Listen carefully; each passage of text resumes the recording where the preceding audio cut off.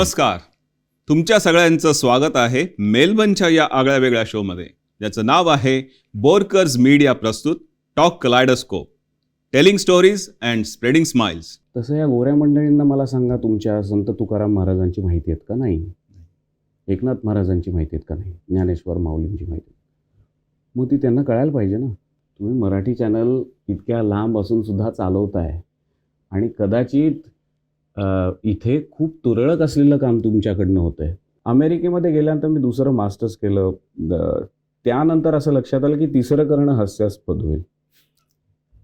मागे वळून का पाहावं की अरे, शास्त्रीय संगीत करणाऱ्या एका कुठल्या तरी कलाकाराला असा सन्मान मिळतोय, हे पाहिल्यानंतर आपल्याला कुठे जायचं आहे ह्याकरता जो लागणारा पेशन्स असतो तो त्यातनं मिळतो. मी ह्या पद्धतीने पाहतो माझ्या आयुष्यात. तंत्रज्ञान हे तुम्ही शिक्षण पण झालेलं आहे आणि तुम्हाला आवड पण आहे. तुम्हाला वाटतंय की आता AI मुळे किंवा VR व्हर्च्युअल रियालिटीमुळे भविष्यात काही संगीतावर परिणाम होईल? त्यामुळे live performance is going to be more important than ever. आणि शास्त्रीय संगीत हे उपजंगाची कला असल्यामुळे ते लाईव्ह परफॉर्मन्सेसमध्ये सगळ्यात जास्ती फळतं. सुरांच्या दुनियेत अशी काही मोजकी व्यक्तिमत्व असतात जी केवळ गात नाहीत, तर आपल्या स्वरांनी थेट काळजाचा ठाव घेतात, ज्यांच्या आवाजात अभिजात शास्त्रीय संगीताचा समृद्ध वारसा खेळतो आणि ज्यांनी आपल्या अनोख्या गायकीनं आजच्या डिजिटल पिढीला पुन्हा एकदा शास्त्रीय संगीताच्या प्रेमात पाडलं आहे. पंडित जितेंद्र अभिषेकी बुवांचे पट्ट शिष्य म्हणून लाभलेली गुरु शिष्य परंपरेची ही सात्विक शिदोरी आणि अमेरिकेत राहूनही भारतीय संगीताचा जगभर डंका वाजवणारी त्यांची जागतिक ओळख खरोखरच थक्क करणारी आहे. कट्यारमधील अरुणी किरण या गाण्यासाठी ज्यांच्या सुरांना राष्ट्रीय चित्रपट पुरस्काराचा बहुमान मिळाला, केवळ परफॉर्मर म्हणून नव्हे तर ICMA आणि MKSM या माध्यमातून जगभरातील नवीन पिढीला संगीत साक्षर करण्यासाठी अहोरात्र धडपडणारे आणि ज्यांच्या गळ्यात साक्षात सरस्वती वास करते असं म्हटलं जातं, असे सुप्रसिद्ध शास्त्रीय गायक श्री महेश काळे आज आपल्यासोबत स्टुडिओमध्ये आहेत.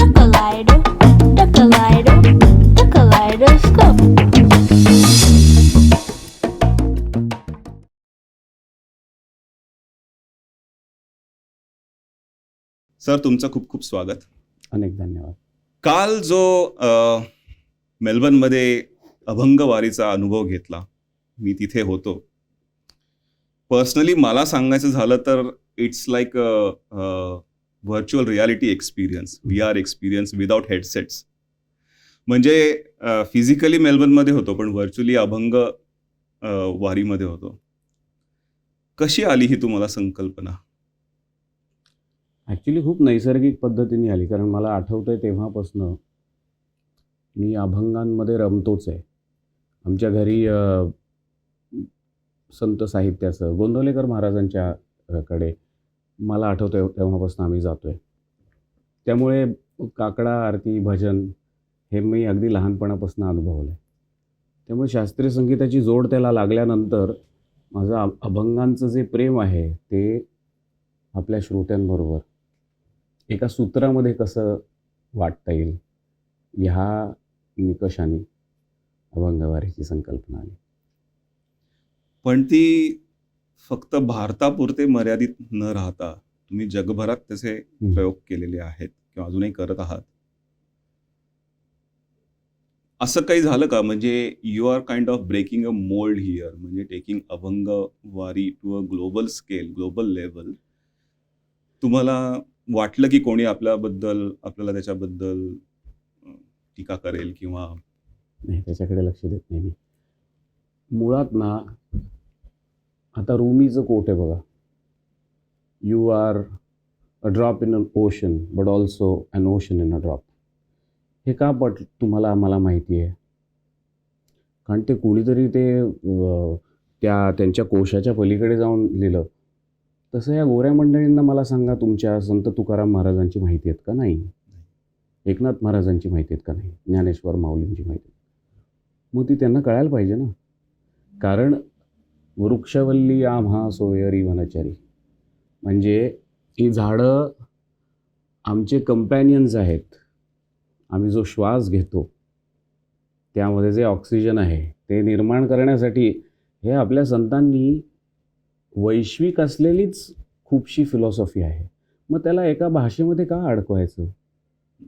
म्हणून माझा अट्टहास असा आहे की आपले संत ज्यांना युनिव्हर्सल अपील आहे त्यांना या युनिव्हर्सपर्यंत जितक्या लोकांपर्यंत पोहोचवता येईल तितक्यापर्यंत पोहोचवावं. चांगली गोष्ट. आणि ह्यात टीका करण्यासारखं काहीच नाही. म्हणजे टीका इन द सेन्स मला असं विचारायचं होतं की शास्त्रीय, पारंपरिक आणि खरं असं सांगू एक का, समज. कुठल्याही परंपरेपेक्षा सत्य मोठं असतं. किंबहुना सत्याचा शोध, वेध आणि ध्यास घेणं ह्याच्या प्रवासालाच आपण परंपरा म्हणतो. त्याच्या पलीकडे जेव्हा रूढांना आपण परंपरा मानायला लागतो तेव्हा गल्लत होते. एखाद्या पद्धतीनं एक गोष्ट करणं ही रूढार्थाने आलेली गोष्ट आहे. त्याचं मर्म काय आहे हे जाणून घेतलं पाहिजे ना आपण. आता मला सांगा, तुम्ही इतकं छान जॅकेट टाय घालून बसलात, छान दिसताय. तुमचे आजोबा काय घालत होते हो? मग तुम्ही काही चुकीचं करताय का? तुम्ही मराठी चॅनल इतक्या लांब असून सुद्धा चालवताय आणि कदाचित इथे खूप तुरळक असलेलं काम तुमच्याकडनं होतं आहे. त्यामुळे जर तुमच्या पोशाखाकडे पाहून कोणीतरी म्हणलं तुम्ही वेगळं करताय, तो मूर्खपणा होईल. तसंच मी करतोय की मुळात शास्त्रीय संगीत आणि संत साहित्य हे दोन्ही एका सत्याचा शोध घेण्याचा प्रयत्न करतात. तर मला माझ्या आवडीच्या दोन गोष्टी एकत्र केल्या तर त्यात वावगं काय? माझ्या गुरुजींनी केल्या, पंडित जितेंद्र अभिषेकनी, भीमसेनजींनी केल्या. संतवाणी भीमसेनजींचा जो कार्यक्रम होता तो अगदी सर्वश्रुत आहे. त्यामुळे मला काय करायचा उद्देश आहे तो मला चांगला माहिती आहे. त्यामुळे त्याची टीका जर झाली तर मी लक्ष देत नाही. कंटेम्पररी लोकांकडनं तुम्हाला सपोर्ट मिळतो? ऑफकोर्स मिळतो. काल होता ना तुम्ही गंमत सांगतो. स्टेजवर काल आले होते का ते आजोबा? आले होते कालच आले होते का? नाही, काल नव्हते. मग परवा एका ठिकाणी 80 वर्षाचे आजोबा आले सिडनीला, आणि त्याच्या आधीच्या कार्यक्रमात ब्रिस्बेनला 5 वर्षाची मुलं एवढी सगळी आली. तुम्ही जा इंस्टाग्रामवरती. आणि काल शिट्ट्या वाजवत होते, म्हणजे ते 5 वर्षाचेही नव्हते आणि 80 वर्षाचेही नव्हते. पहिली शिट्टी माझी होती. अच्छा, त्यामुळे तुमच्या वयातली लोक होती.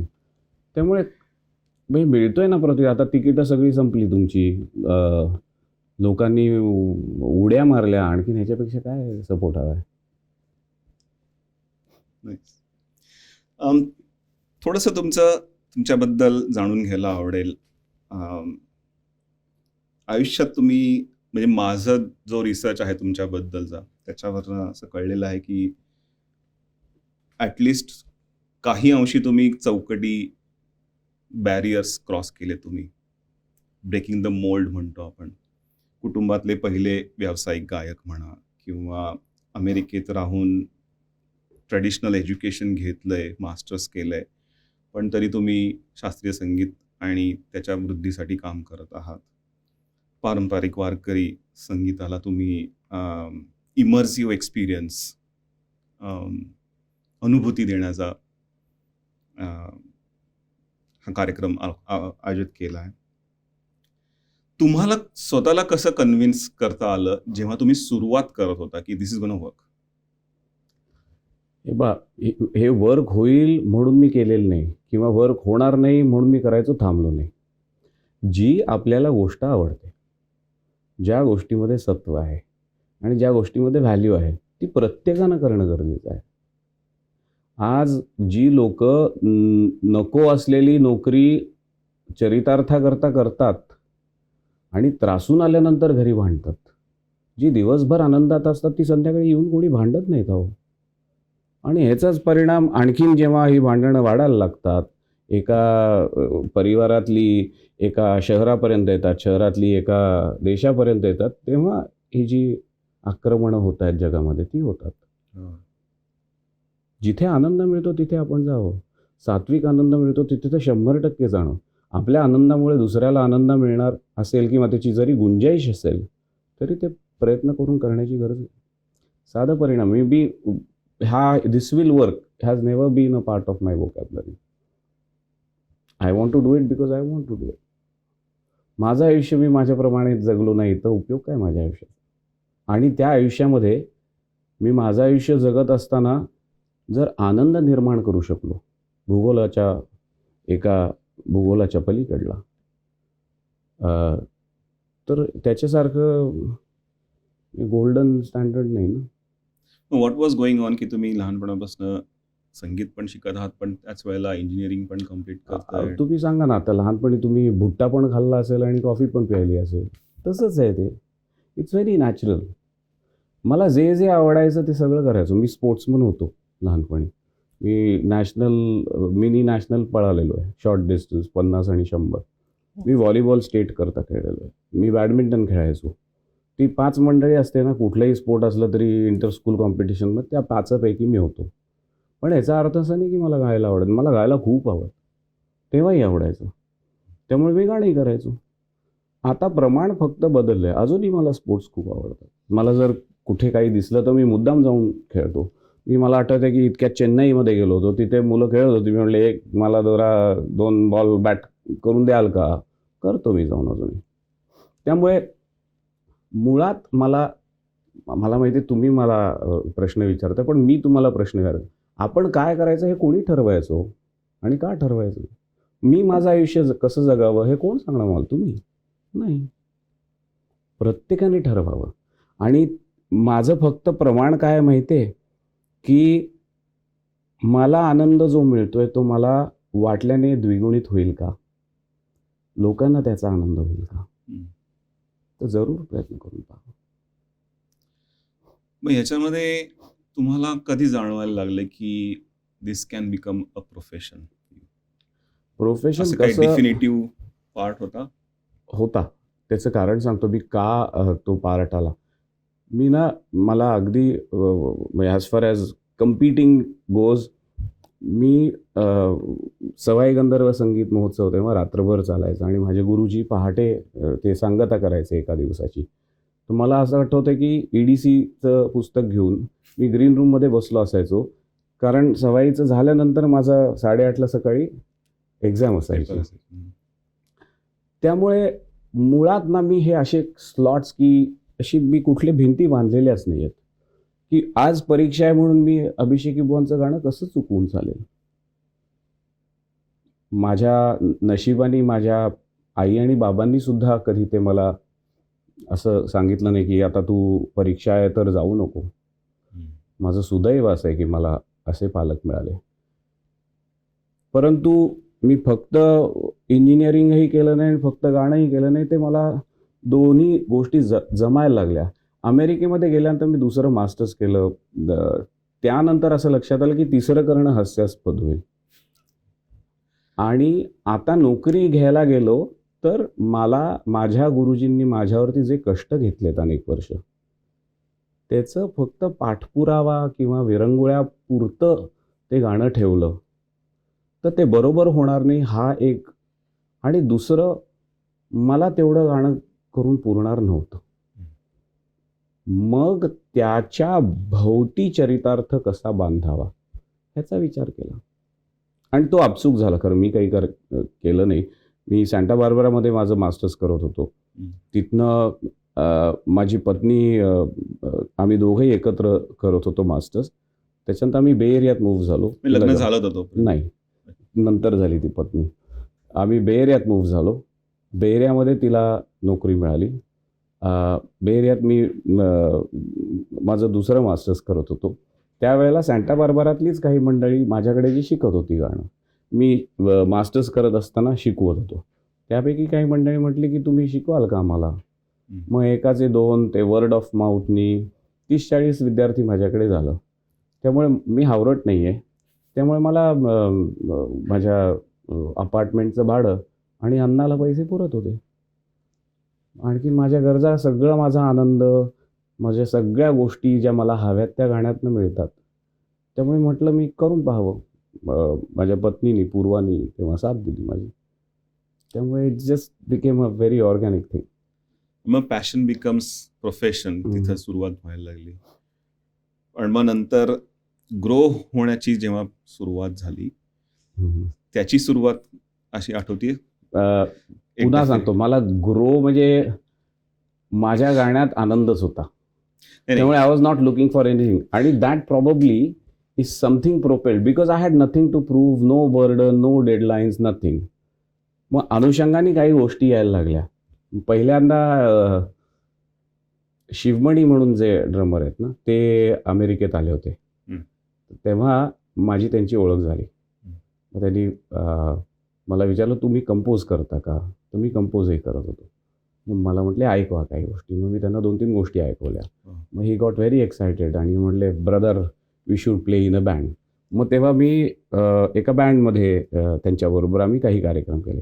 आपले संतूर वाजवणारे जे उल्हास बापट म्हणून आहेत, जे सगळे आता देवदास वगैरे सगळ्या चित्रपटातलं, तुम्ही साधारणपणे चित्रपटातलं कुठलंही संतूर ऐकलं तर त्यांनी वाजवलं. ते अमेरिकेला आले होते. LAला कार्यक्रम होता तेव्हा आमची ओळख झाली. अशी मैफलीमध्ये गात असताना मला म्हटले, तुम्ही कार्यक्रम कराल का?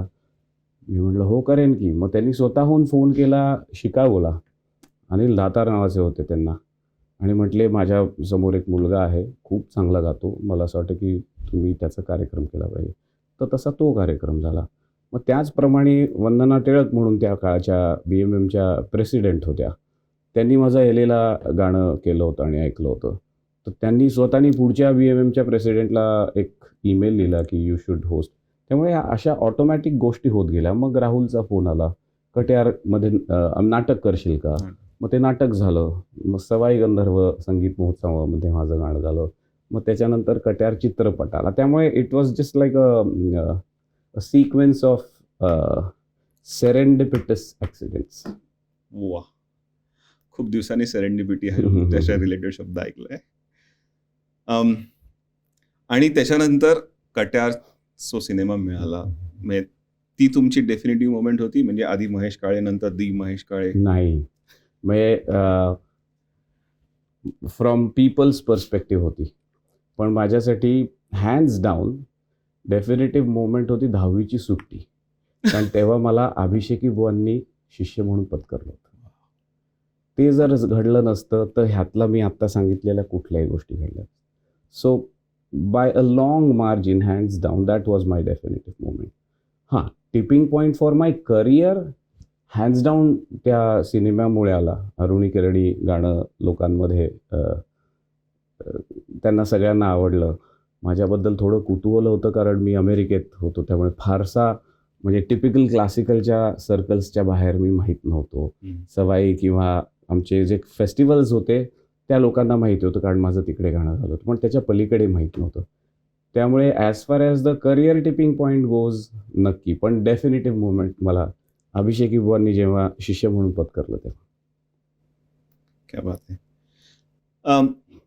तुमची जी ही प्रोफेशनल प्रगती होत होती एकीकडे, तिथं तुम्हाला मग नंतर अजून वेगवेगळे मार्ग दिसायला लागले होते की आता आपण गायनाकडे जावं किंवा संगीत तुम्ही कंपोज पण करता, कंपोज पण करावं का, मैफिली घ्याव्यात का, शिकवावं, असे वेगवेगळे ॲव्हेन्यूज ओपन झाले. पण तुम्ही पार्श्वसंगीत गायनाकडे गेला नाहीत. फार केलं नाही. म्हणजे मी तसं गायलं, हे कट्यार चित्रपटच आहे की. हो, मग पण नंतर कट्यार भाई नंतर म्हणून एक झालं, त्याच्यामध्ये हो. मी एक गाणं गायलंय. मग आता साने गुरुजींवरती जो चित्रपट आला त्याच्याकरता मी कंपोज केलंय आणि गायलो पण आहे. पण हे पहा, मी कंपोज पण करत होतो. मी साधारण 100-150 बंदिशी केल्यात. मी गेले 20-25 वर्ष करतोय. हे ना गाण्याचा इंटरनल प्रोसेस असतो हा. म्हणजे बटाटा कधी बटाटवड्यातनं खायचा असतो, काचऱ्यांमधनं खायचा असतो किंवा पोह्यांमधनं खायचा असतो का चिप्स खाय, फ्रेंच फ्राईज किंवा चिप्समधनं. तसंच संगीत जे आहे ना ते पूर्णांगानं तुम्हाला अनुभवायचं असेल तर ते कधी गाऊन अनुभवता तुम्ही, ते कधी त्याचं कंपोज करून बांधून अनुभवतात तुम्ही, कधी शिकून अनुभवतात तुम्ही, कधी वाचून अनुभवता, कधी श्रवण चिंतन मनन ह्या पद्धतीनं अनुभवता. त्यामुळे माझ्यासाठी ही अपॉर्च्युनिटी बेसने ही माझी मूलभूत गरज आहे. As a musician I want to express music and experience music in all different possible facets. ज्या ज्या आयामाने मला त्या संगीताकडे बघता येईल, कधी कधी श्रोता म्हणून, कधी कधी वाचक म्हणून, कधी कधी गायक म्हणून, कधी कधी दिग्दर्शन म्हणून, या सगळ्या गोष्टी मला माझी गरज म्हणून मी केल्या.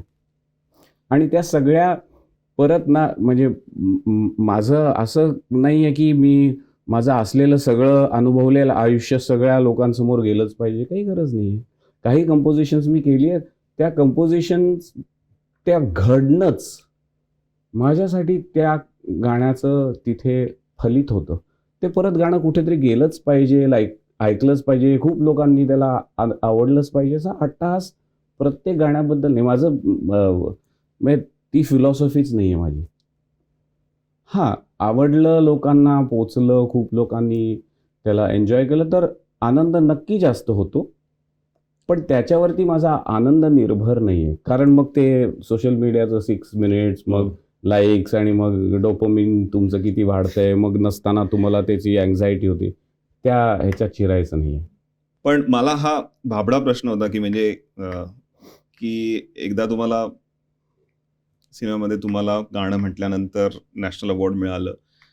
You had opportunity to repeat the history multiple times. पहा का ते तुम्ही पण त्या दृष्टीने बघितलं नाही तिकडे? नाही. आणि हिस्ट्री कसं आहे ना, तुमच्या बरोबर जे राहतं. माझ्यासाठी गाणं काय आहे मी सांगतो. माझ्यासाठी गाणं हे घरातली एक व्यक्ती असते ना, त्या पद्धतीचं आहे. तुम्ही प्रत्येक वेळेला घरातल्या सगळ्या लोकांबरोबर असताच असं नाही, पण त्याचं व्यवधान असतं तुम्हाला. घरी कोणतरी वाट बघतंय, आज कोणतरी शाळेत गेलं असेल, आज जेवण कोणतरी करत असेल, घरी जाऊन मला हे करायचं आहे. ती जी ओढ असते ना आपल्या व्यक्तींबद्दल, कंपॅनियनशिपची, माझ्यासाठी गाणं ते आहे. माझ्यासाठी गाणं हे कंपॅनियन आहे. आता कंपॅनियनशिपचं फलित म्हणून, मॅनिफेस्टेशन म्हणून मला ते बक्षीस मिळालं आहे. ते बक्षीस मिळावं म्हणून मी कंपॅनियनशिप केलेली नाही. ती कंपॅनियनशिप आहे म्हणून मी त्याच्यापर्यंत पोहोचलो. तर मग मी बक्षिसाचं पुढचं एम कसं ठेवू शकेन? मी एम ठेवणार कंपॅनियनशिपचं, ते माझं चालू आहे.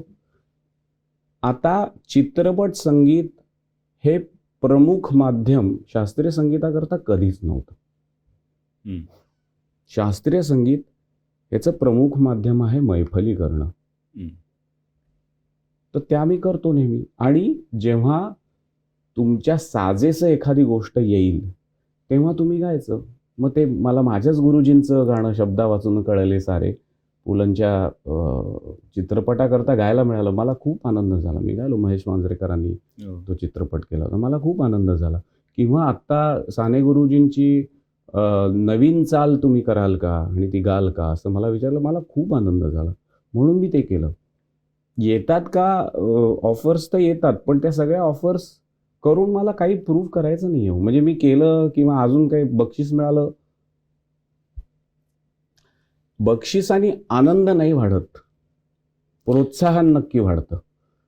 पण ज्याला गाण्याचंच कंपॅनियनशिप आहे त्याला वेगळं प्रोत्साहनाची गरज नाही लागत. क्या बात आहे. आय थिंक रिलेटेड क्वेश्चन होता त्याच्यामध्ये की जेव्हा तुम्हाला नॅशनल अवॉर्ड मिळाला आणि नंतर काही वर्षांनी तुम्हाला ॲटलिस्ट विकिपीडियावरनं तरी मला ही माहिती मिळालेली आहे की you were times of India's top 20 most desirable main in Maharashtra. कसं वाटलं होतं त्यावेळेला? काही फार नाही वाटत. काही बरं नाही वाटलं. एकापेक्षा जास्ती वर्ष झालं ते बाय द वे. पण नाही, मला माझा असा प्रश्न आहे याच्यावर की एकदा तुम्हाला हे अवॉर्ड्स म्हणा किंवा अशी नामांकनं असतील तर तुम्हाला शास्त्रीय संगीत मे बी भारताबाहेर पोहोचवण्याचं जे तुमचं आत्ता मानस आहे त्याच्यासाठी अजून इझिली व्हेन्यूज ओपन होतील असं असं नाही आहे रिलेशन त्याचं? म्हणजे मला माहीत नाही. म्हणजे कदाचित असेल. सी पण काय आहे ना, हे दीज मोस्ट डिझायरेबल आहे मी म्हणून माझं जर गाणं कोणी ठेवणार असेल तर तो ऑर्गनायझरचा उद्देश आणि येणाऱ्या श्रोता यांची अपेक्षा काय असेल? गाणं ऐकणं नक्की नसेल किंवा गाण्याने नावून जाऊ हे नक्की नसेल. मग मी ते करावं का? हम्म. बरं, I accept it with grace. म्हणजे चांगलं आहे ना, मला कोणीतरी म्हणतंय I am amongst the top. मी एकच गाणार होतो त्याच्यात, बाकी सगळे चित्रपटातली किंवा मॉडेल किंवा असल्या म्हणजे दृश्य व्यवसायातली लोक होती. मी दृश्य व्यवसायातला नाही आहे. त्यामुळे I accept with a lot of grace. आणि म्हणजे मला त्याचा आदर आहे. म्हणजे हे काय मिळालं असं नाही मला वाटलं. आदर आहे मला त्याचा. पण त्यांनी हुरळून मला नाही वाटत मी गेलो. माझा जनरली ना अप्रोचच आयुष्याकडे थोडासा अपॉर्च्युनिस्टिक असा नाही आहे. आणि I see what your say and I don't say it in a derogatory way. पण मी आता ही संधी मिळाली आहे असं बघत नाही मी. हां, मला माझं गाणं सगळीकडे न्यायचं आहे हे मला माहिती आहे. मला माझं गाणं ज्या लोकांनी ऐकलेलं नाही आहे त्या सगळ्यांना किमान एकदा ऐकवायचं आहे हे नक्की. आणि त्या दृष्टीने मी संधी काय मिळेल ह्याच्या शोधात आहे. पण हे केलं की मग तिकडे काहीतरी मिळेल अशा पद्धतीने मी विचार नाही करत. कदाचित तुमचं म्हणणं बरोबर आहे, त्यांनी झाला असता उपयोग, पण मी तसं नाही केलं. पण तरी होतोच आहे. तिसऱ्यांदा आलो आहे, माझा श्रोतावर्ग वाढतोय, त्यांचा आनंद वाढतोय, त्यामुळे बरं चाललं. रिलेटेड क्वेश्चन असं मला तरी वाटतंय की आणि मे बी आय वर्क फार too long in corporate world म्हणून पण असेल. तुम्ही स्वतःची जर्नी अनालाइज केली का अशी की कुठं चालू केलं होतं आणि कुठे आहे आणि कुठं जायचं? निश्चित त्या पद्धतीने अनालाइज केली. मी कॉर्पोरेट वर्ल्ड तुम्ही म्हणता ना, मी 18 महिने काम केलं आहे आणि त्याच्यात मला साधारण कळालं कॉर्पोरेट वर्ल्ड काय. सी, कॉर्पोरेट वर्ल्डचा उद्देश काय आहे? प्रथम उद्देश सांगा. काय काय घडतं असं नाही. पैसे करणं, सप्लाय अँड डिमांड. मनुष्य जीवाचा सगळ्यात मोठा उद्देश काय? पैसा हा नाही आहे, आनंद आहे. त्यांना वाटतं पैसे मिळाल्यानंतर आनंद मिळेल. गल्लत तिथे आहे.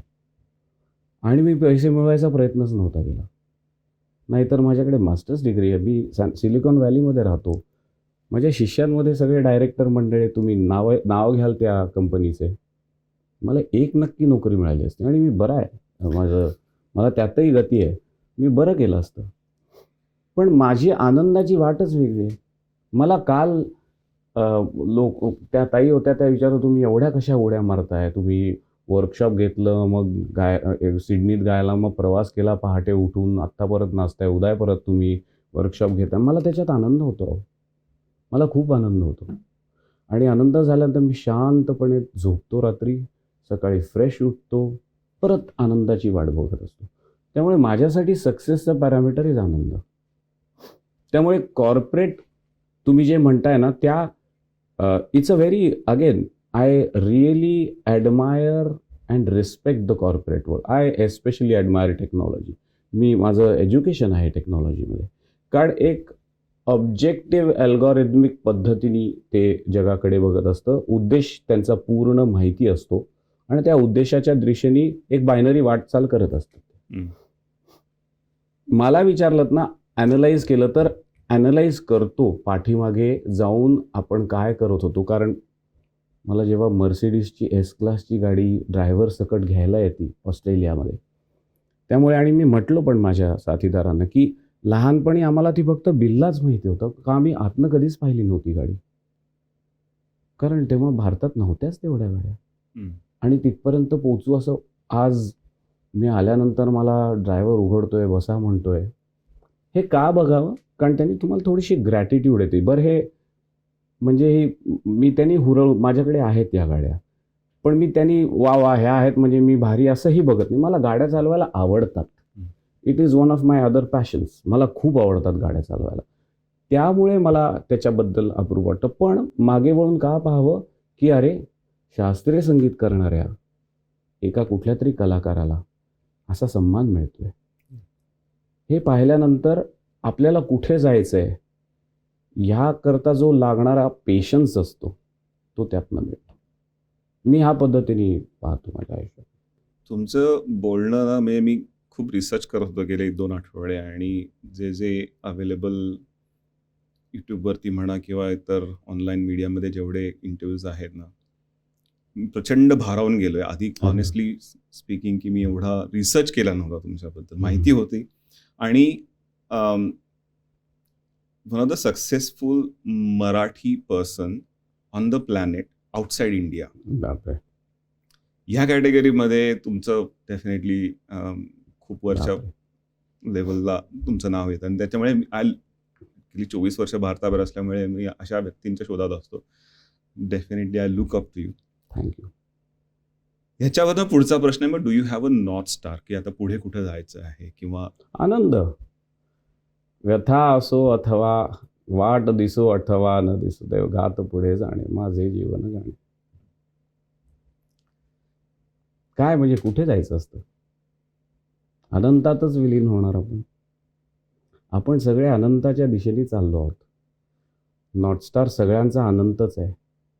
त्या अनंताकडे जाताना आपण किती आनंद गोळा केला, किती आनंद वाटला, ह्याच्या चैतन्यासोबत अनंतात जायचं, एवढंच नॉर्थ स्टार. हां, आता भूतलावर असताना तो आनंद कसा वाटायचा, काय वाटायचा, ह्याकरता काही तुम्ही धडपड करता, ती मी करतो. नॉर्थ स्टार आनंद हा आहे, मान्य आहे. पण तो अचीव करण्याकरता भूतलावरती ज्या ॲक्टिव्हिटीज करायला लागतात, and one of the activities is अभंगवारी किंवा मैफिली आहेत. भारतामध्ये तरी हजारो लोकांच्या उपस्थितीत तुम्ही मैफिली करत असाल, भारताबाहेर पण असतील. तर असे काही तुम्हाला अनुभव आलेले आहेत का प्रेक्षकांच्या प्रतिसादाबद्दल, पॉझिटिव्ह, निगेटिव्ह किंवा खूप येतात, खूप येतात. तुम्ही आमच्याबरोबर शेअर करू शकाल? कालच एक घडलेलं मी तुम्हाला, मला इंस्टाग्रामवरती मेसेज आला होता की एक नवऱ्याचा आला होता की माझी बायको आहे, तिचा उद्या वाढदिवस आहे, तिची आई नोव्हेंबरमध्ये गेली, हा तिचा पहिला तिच्या आई शिवाय वाढदिवस आहे आणि मदर्स डे पण त्याच दिवशी आहे. त्यामुळे तुम्ही तिच्याकरता काही घाल का? तिला आणि तिच्या आईला पण तुमचं गाणं खूप आवडायचं. मग मी माझ्या कार्यक्रमाची रूपरेषा जी आहे त्याच्यात थोडासा बदल केला. कारण मी जरी गाणारा असलो ना तरी मी माणूस पण आहे आणि गाणं हे मनुष्याच्या चांगल्याकरता केलं नाही तर कशाला करायचं.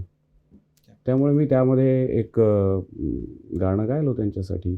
ते दोघं येऊन मला नंतर भेटले. त्या ताईच्या डोळ्यात, तिला म्हटलं साजरा करा आजचा दिवस, कारण ऑफकोर्स गिल्ट मी असं वाटतंच ना, फील होतं. जरूर करू म्हटल्या. मग आणखीन एक मला मेसेज आला होता की मागच्या वेळेला तुमचं जेव्हा गाणं होतं मेलबर्नमध्ये तेव्हा मी स्टुडंट होते, मला तुमचं तिकीट परवडत नव्हतं, पण मला जॉब लागला, माझा नॉन इंडियन पार्टनर जो आहे तो पण माझ्याबरोबर आला होता आणि मला खूप आनंद झाला, त्याला खूप आवडलं, तो गायला तुमच्याबरोबर, मला त्याचा आनंद झाला खूप. भारतामध्ये असे खूप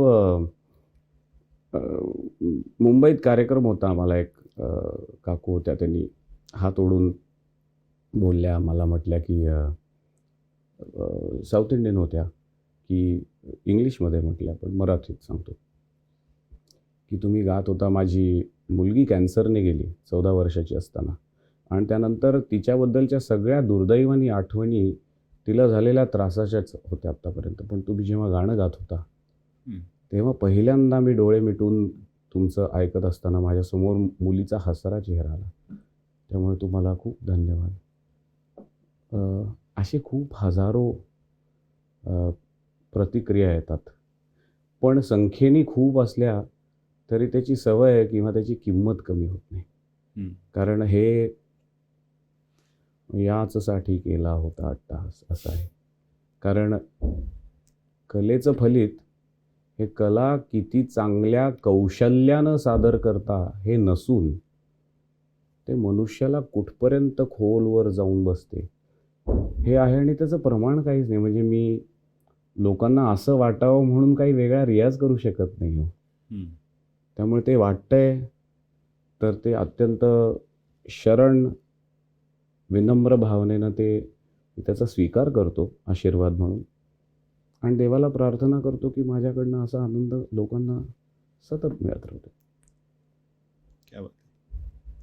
तुम्ही जेव्हा हा आनंद वाटता, एस्पेशली भारताबाहेरच्या ऑडियन्ससाठी जे अमराठी किंवा अभारतीय आहेत एस्पेशली, तिथे लँग्वेज कल्चर बॅरियर खूप येत असतं? अजिबात नाही. नाही येत?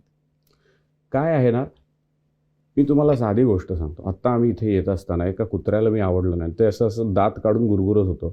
मला काही त्यांनी सांगितलं नाही. मी चिडलो, माझ्या जवळ येऊ नको नाही तर मी चावेन. मला कळालं ना. किंवा एखादं असं शेपूट हलवत हलवत खूप प्रेमाने कुत्रं तुमच्या जवळ आलं, तुम्हाला कळतं ना. मग तुम्हाला वेगळ्या जनावरांचं कळत असेल तर मनुष्याच्या लँग्वेज घेऊन तुम्ही इतका कशाला न्यूनगंड बाळगला पाहिजे. मी तो बाळगत नाही. तुम्ही हसलात तर तुम्ही कोरियनमध्ये हसता का? मग कशाला? आपण शेवटी संवेदनेला एक प्रवाह मिळण्याकरता भाषा आहे. संवेदना खरी असेल तर मिळेल की प्रवाह त्याला. आणि पाहिलं ना काल तुम्ही, अजून मगाशी सांगायचं राहिलं मला, एक पंजाबी दादांचा मेसेज आला. ते खरं सेटअप करायला आले होते. त्यांनी असं सांगितलं, मी तिकडे सेटअप करायला मदत करायला आलो, पण मी थांबलो आणि माझ्या आयुष्यातला सगळ्यात विलक्षण दिवस होता. मी तुमच्याबरोबर गायलो, तुमच्याबरोबर नाचलो. मला एकही शब्द कळाला नाही तुमच्या गाण्यातला, पण त्याच्यात काहीतरी दिव्य आहे एवढं नक्की कळालं. अजून काय हवं आहे? म्हणजे आता ना ह्या एक्सेप्शन्स ज्या असतात ना, त्या एक्सेप्शन क्रिएट्स अ रूल. ज्या general rule is without languages you cannot communicate, but there are exceptions and exceptions form rules also. त्याच्याशी रिलेटेड प्रश्न होता, म्हणजे मुख्य नॉन इंडियन ऑडियन्सच्या दृष्टीने, की तुम्हाला असं कधी जाणवलं की ते जरा ओपन आहेत शिकण्यासाठी कम्पेअर्ड टू भारतीय? प्रश्नच नाही. कम्पेअर्ड टू भारतीय असं नाही म्हटणार. काय ना, भारतातच इतकी वेगवेगळी सब कल्चर्स आहेत, इतक्या भाषा आहेत की ते पण आपण पूर्णपणे अक्सेप्ट करतोच की. डोसा ॲक्सेप्ट केला की आपण, समोसा केला की. त्यामुळे आणि ॲक्सेप्ट काय, आनंदानं खातो तो. तसंच आपण वेशभूषा वेगवेगळ्या ठिकाणची स्वीकारलेली आहे. तसंच केसरिया बालमा स्वीकारलेलं आहे, माहू स्वीकारलेलं आहे. त्यामुळे आता आपण भारतीय आहोत म्हणून त्यातल्या सबकल्चर्सना एक म्हटलो तरी त्यातलं एकच भाग आपण फॉलो करतो, बाकी आपल्याला तशी फॉरिन आहेत. बरोबर ना. आपल्याला, तुम्हाला तमिळ येतं का नाही माहिती, पण येत नाही. मग Tamil is a foreign language to you. It might be our own country's language, but it's a foreign language to you. तुम्हाला पंजाबी फॉरिन लँग्वेज आहे. त्यामुळे त्या पद्धतीने आपण पकडतो. पण मुळातच भारताचा एक म्हणजे पॉझिटिव्ह चॅलेंज असं आहे की आपल्याकडे इतकं आहे की आपल्याला दुसरीकडे जायची वेळ येत नाही. पण त्यामुळे कधी कधी काय होतं की वेगळं स्वीकारण्याला जे एक माइंडसेट लागतो ना, तो आपल्याकडे विकसित होत नाही. वेस्टर्न वर्ल्डमध्ये तुम्ही पाहायला गेलात तर मुळातच वारसा खूप तुरळक आहे. आध्यात्मिक वारसा एस्पेशली खूप तुरळक आहे. त्यामुळे त्यांचं ईस्टर्न फिलॉसॉफीकडे खूप कल असतो. त्यांचा all things that are unknown ह्याच्याकडे एक मिस्टिक गोष्टींकडे एक कल असतो. तर तो कल त्यांचा दिसतो आणि त्या कलामुळे ते कष्ट खूप घ्यायला तयार होतात आणि मुळाशी जाऊन खातात. माझे काही विद्यार्थी आहेत जे, म्हणजे पहा, गाणं शिकायचं असलं ना तर भाषेचा पण तुम्हाला अभ्यास करायला लागतो, संगीताचा पण अभ्यास करायला लागतो आणि संवेदनेचा पण अभ्यास करायला लागतो. तर ह्या तीनही गोष्टी करणारी मंडळी आहेत. त्या बाबतीत त्यांच्याकडनं ही घेण्यासारखी गोष्ट आहे. मी शिकतो ह्या गोष्टी त्यांच्याकडनं. कारण साधी गोष्ट सांगतो, आता भारतातलंच सांगा, मला पूर्ण कर्नाटिक कॉन्सर्ट तुम्ही आयुष्यात किती वेळा केला आहे अटेंड? नाही ना. कारण आपल्याकडे हिंदुस्थानी संगीतच इतकं वाजतं की तिकडे जायला लागतं. पण गावात होतात, पुण्यात होतात, मला माहिती आहे. कर्नाटक संघ आहे पुण्यात, ते आणतात दर महिन्याला, पण नाही आपण जात. पण मग ही मंडळी काल आले होते ना, प्रत्येक कार्यक्रमात माझ्या अभारतीय लोक येतात आणि ते येतात, ते नाचतात, ते गातात. मलाही मुद्दाम अट्टहासाने त्यांच्याकडनं विठ्ठल विठ्ठल गाऊन घ्यायला खूप आवडतं. पण ते करतायत, रिस्पॉन्ड करतायत आणि मला त्याचा खूप आनंद होतो. मला काल खूप अजून एक काय भारी वाटतं होतं माहिती का, आणि this is again may be goes back to जो पहिला प्रश्न तुम्हाला विचारला होता ना, की जर तुम्हाला बॅरियर्स ब्रेक करताना तुम्हाला काही कंटेम्पररी लोकांकडनं ती टीका नाही पण निगेटिव्ह कॉमेंट्सला सामोरं जावं लागतं का. फॉर एक्झाम्पल मेलबर्नमध्ये केटी पेरी येऊन गेली, एड शिरन येऊन गेला होता, आणि त्यांचे कॉन्सर्ट्स मी किंवा माझ्या मित्रमंडळींनी अटेंड केली होती, आणि दे हॅव दॅट सेगमेंट की ते स्वतः पण गातात आणि प्रेक्षकांना पण एंगेज करण्याकरता त्यांच्याकडनं पण थोडं त्यांना पण इमर्सिव्ह एक्सपिरियन्समध्ये घेतात. भारतीय परफॉर्मन्समध्ये तुम्ही आहात, मे बी सोनू निगम थोडेफार करत असतील, पण बाकी कोणी अजून गायक असे ॲटलिस्ट मराठीमध्ये तरी मी पाहिलेले नाही आहेत. प्रेक्षकांमधनं कधी तुम्हाला असं आलंय का की अरे आम्ही तिकीट काढून येतो? नाही आहेत. ते फक्त जे फुकट रील बघतात आणि मत करतात त्यांचंच येतं. काल असं कोणी दिसलं का तुम्हाला? आता मी तुम्हाला सांगू, आक्षेप काय घेतील? मी विठ्ठलाचं नाव घ्यायला लावतोय हे काय घ्या तुम्ही, 2 मिनिटं करता तुम्ही टीकाकार व्हा, काय आक्षेप घ्याल तुम्ही? बरं, जो श्रोता पैसे देऊन येतोय त्याला त्रास होत नाहीये.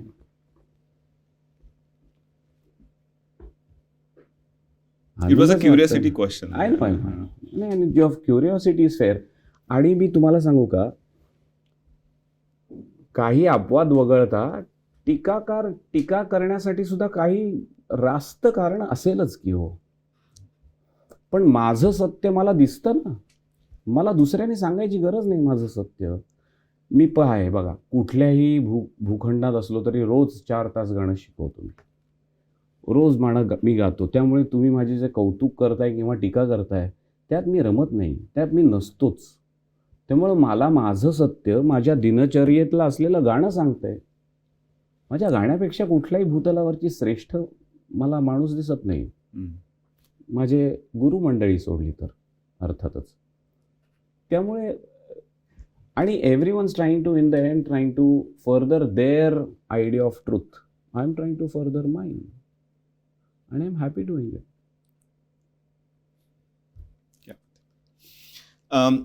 थोडंसं तुमच्या पर्सनल बॅकग्राऊंडबद्दल,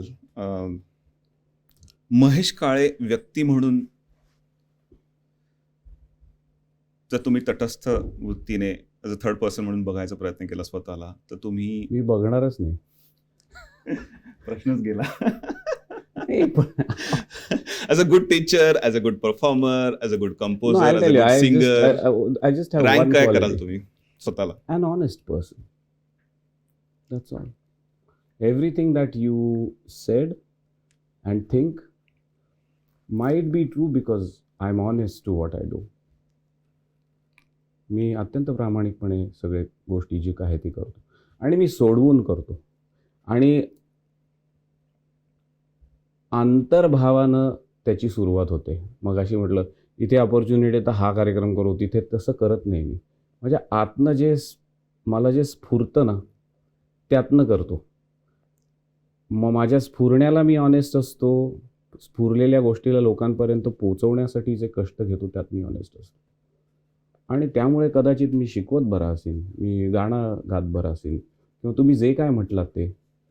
पण मी काय खूप छान गातो किंवा खूप चांगला टीचर आहे मी see again I am not in to comparison.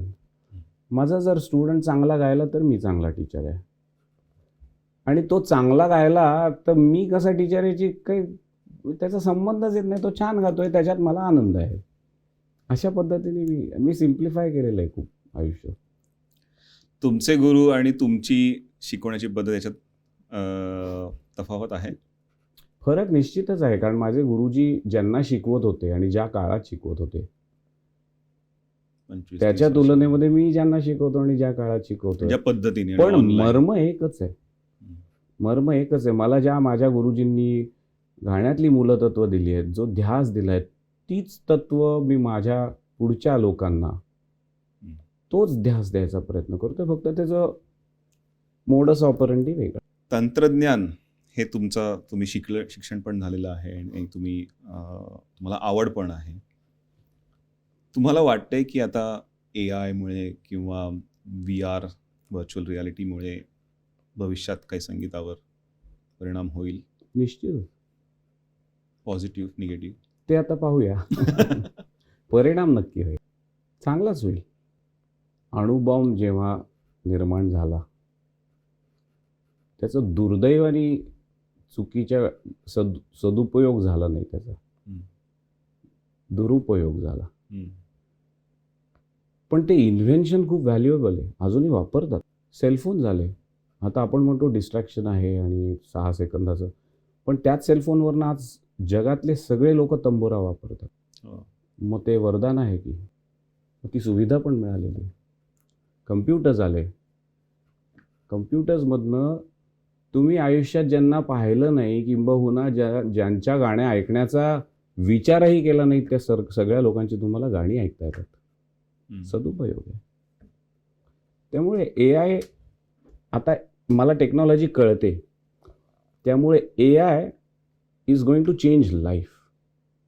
मग if life is going to change, then music is going to change, because music is a part of life.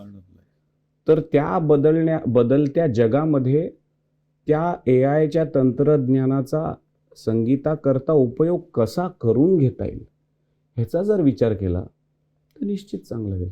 आता असणाऱ्या गाणाऱ्यांवरती काही त्याचा फरक पडेल का, अशा पद्धतीने तुम्ही विचार असलात तर मला असं वाटतं ना, आपण खूप कृत्रिम जग जगत आहोत, जास्त कृत्रिम जग जगत आहोत. तुम्हाला साधी गोष्ट सांगतो की तुम्ही स्वतःचं उदाहरण घ्या. तुम्ही आत्ता करता आज किती गोष्टी केल्या? नाहीच करत आपण. नोकरी करताय का तुम्हाला पुढे पैसे खर्च करायला मिळतील, तुमच्या घरी रिस्पॉन्सिबिलिटीज आहेत त्याचं, किंवा मागे असं असलेल्या ह्या गोष्टी झाल्या म्हणून मला त्या करायच्या नाहीत म्हणून आत्ता करणार. आज करता काय गोष्ट करताय? त्या गोष्टी ज्या आहेत ना, त्या स्पोर्ट्समध्ये त्या गोष्टी असतात. तुम्ही जेव्हा धावत असता तुम्ही धावत असता, तुम्ही जेव्हा खेळत असता नजर हटली की गेला पॉईंट. क्रिकेट खेळत नजर हटली तर दांडी उडाली. त्यामुळे क्रीडा आणि कला ह्या 2 गोष्टींमध्ये तुम्ही फोर्सिबली त्या मोमेंटमध्ये असता, बिईंग इन द मोमेंट. त्यामुळे क्रीडा आणि कला या गोष्टी जितक्या कृत्रिम गोष्टी आणि ध्यान ह्या जितक्या कृत्रिम गोष्टी वाढतील तितक्या जास्ती मोलाच्या आणि गरजेच्या होणार. त्यामुळे life performance is going to be more important than ever. आणि शास्त्रीय संगीत हे उपजंगाची कला असल्यामुळे ते लाईव्ह परफॉर्मन्सेसमध्ये सगळ्यात जास्ती फळतं. आता तुम्ही कदाचित माझी गाणी ऑनलाईन ऐकली असतील, पण काल अनुभव घेतला तो तुम्हाला वाटला होता की असा अनुभव असेल नाही, कारण तो त्याच्यातली जी ऊर्जा असते ना, ती ऊर्जा अशा पद्धतीनं तुम्हाला स्पर्शून जाते की तुम्हाला ती विवश करून टाकते त्या मोमेंटमध्ये राहायची. हे सामर्थ्य आपल्या ध्यानामध्ये आहे, कलेमध्ये आहे आणि क्रीडेमध्ये. त्यामुळे AI किंवा त्याच्या पुढचा त्याचा थोरला भाऊ जो बहीण जे काही येईल त्या काळामध्ये कृत्रिमतेकडे जाणाऱ्या जगामध्ये सात्विक खऱ्या गोष्टी ज्या आहेत त्यांचं मोल वाढणार आहे. माझ्या डोक्यात एक वाईल्ड थॉट आला होता आता की मी हे VR हेडसेट लावलेलं आहे आणि महेश काळे गाणं म्हणतायत. मी ऑलरेडी त्याचा विचार केला. मी 2004 साली मी मास्टर्स केलं पहिले, त्याच्यात music, art studio, computer science आणि इलेक्ट्रिकल इंजिनिअरिंग या 4चं. तर आर्ट स्टुडिओ करता आम्हाला सांगितलं होतं की तुम्ही एक अशा आर्ट इन्स्टलेशनचा विचार करा where the technology, just assume the technology will serve you. तर मी तेव्हाच एक केलं होतं की हॉलोग्राफिकली 4 आर्टिस्ट 4 वेगवेगळ्या जॉग्रफीतनं एका ठिकाणी कॉन्सर्ट करतो. आणि VR इज दॅट. मी माझ्या काही मित्रांशी बोलतोय त्याच्याबद्दल की असं करता येईल का आपल्याला. म्हणजे तुम्हाला स्टेडियम साईजचा फरक पडत नाही, तुम्हाला जॉग्रफीचा फरक पडत नाही. इट्स सच अन इक्वलायझर. आता परत हे बघा किती छान आहे. मी तुम्हाला साधी गोष्ट सांगतो. मी AR VR बद्दल म्हणताय ना, आपल्या देशामध्ये असे खूप गरीब मंडळी आहेत ज्यांनी आयुष्यात कधी ॲल्प्सचा विचार पण नाही करता येणार. पण जर 5,000 रुपयाच्या एखाद्या डिव्हाइसमध्ये त्या माणसाला घालून जर सगळा स्विसाल फिरता आला तर तंत्रज्ञानाचे आभारच मानले पाहिजेत. मी तर नक्की मानेन. किंवा सगळ्या देवळांमध्ये जाता येईल.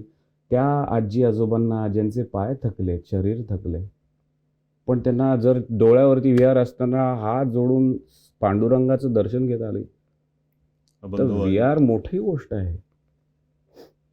त्यामुळे तंत्रज्ञान हे कायमच बलस्थानी असतं. आता त्या बलाचा उपयोग तुम्ही कशासाठी वापरता याच्यावर.